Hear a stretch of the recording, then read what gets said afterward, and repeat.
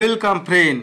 উচ্চ মাধ্যমিক পরীক্ষা চলাকালীন যে কোনো প্রকার ছুটির আবেদন মঞ্জুর করা যাবে না, এই বিষয়ে নোটিফিকেশন দিয়ে জানালো উচ্চ মাধ্যমিক শিক্ষা সংসদ। এখন দেখে নেব নোটিশে কি বলা আছে। এখানে নোটিফিকেশন দেওয়া হয়েছে যে প্রত্যেকটা বিদ্যালয়ের প্রধানদের অ্যাডভাইস করা হচ্ছে যে তারা যে কোনো প্রকার স্টাফ অথবা টিচিং অথবা নন টিচিং স্টাফ, টিচার বা যে কোনো গ্রুপ সি ডি কর্মচারীদের উচ্চ মাধ্যমিক পরীক্ষা চলাকালীন যে কোনো প্রকার ছুটি, যেমন সিসিএল অথবা অন্য কোনো ছুটি যেন তাদের গ্রান্ট না করা হয়।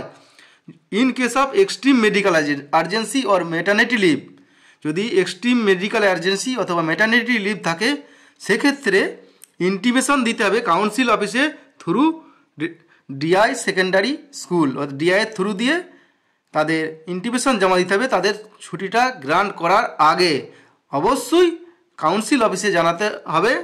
যদি এক্সট্রিম মেডিকেল আর্জেন্সি অথবা ম্যাটারনিটি লিভ থাকে সেক্ষেত্রে অবশ্যই জানাতে হবে।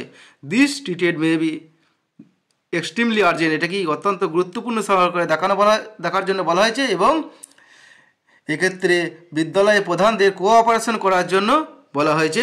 এখানে চিঠি করেছে প্রফেসর ডক্টর চিরঞ্জীব ভট্টাচার্য, প্রেসিডেন্ট এখানে চিঠি করে এই আজকের এই নোটিশে জানানো হয়েছে। ভিডিওটি বেশি বেশি করে শেয়ার করে সকলকে এই বিষয়ে জানিয়ে দিন। ভিডিও ভালো লাগলে লাইক করবেন এবং পরবর্তীতে এই ধরনের আপডেট পাওয়ার জন্য আমার ইউটিউব চ্যানেলটি সাবস্ক্রাইব করে রাখুন। ধন্যবাদ।